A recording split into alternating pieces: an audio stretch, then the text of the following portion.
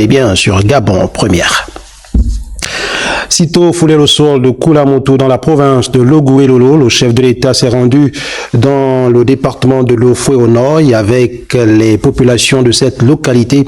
Le président de la République a évoqué les questions de développement. Priska Mugula, Igor Ovonza.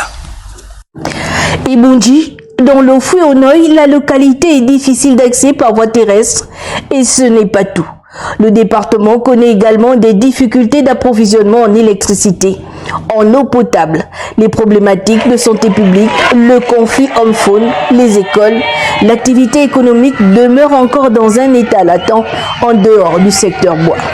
L'arrivée du chef de l'État vient donc briser ce cycle et Bunji ne sera plus coupé du reste du monde.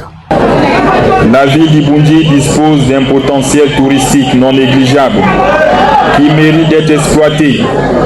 J'instruis le ministre du Tourisme de nous proposer un plan de développement local de ce secteur qui devrait générer de nombreux emplois directs et indirects pour le plus grand bien des populations de cette localité. Le comité pour la transition et la restauration des institutions prône pour une justice sociale et un développement équitable sur toute l'étendue du territoire.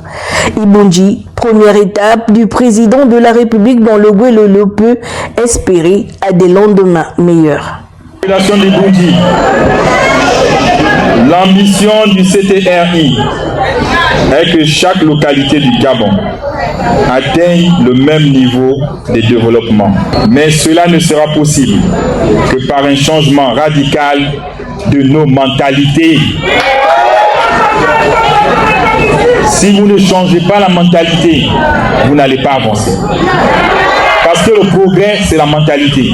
La rencontre avec la jeunesse, les femmes et les notables du département a permis également d'évoquer les résolutions du dialogue national inclusif. Après cet échange, le chef de l'État a procédé à la mise en fonction de la station de radio et de télévision, Internet et du lancement des travaux de la construction du lycée moderne d'Ibunji. Le chef de l'État, le général Brice Clotaire Oligui Nguema, s'est incliné hier devant la mémoire d'un illustre fils de la province de Logoué-Lolo en la personne de Jean-Stanislas Migolet, accompagné de la première dame Zita Oligui Nguema. Le président de la République a également procédé au lancement de la construction du complexe scolaire de Koulamoutou et de la première banque de la localité. Le compte rendu de Priska Mugula Honorine Tingi Mukunji. Ici repose Jean-Stanislas Migolet, grand commis de l'État à l'époque coloniale, qui a également œuvré aux côtés du premier président du Gabon, Liomba Minkou, en qualité de ministre de l'Intérieur et de la Sécurité nationale. Né en 1920, cette figure emblématique de la province de Logoué-Lolo a reçu les hommages du chef de l'État, le général Brice Clotaire Oligui Nguema.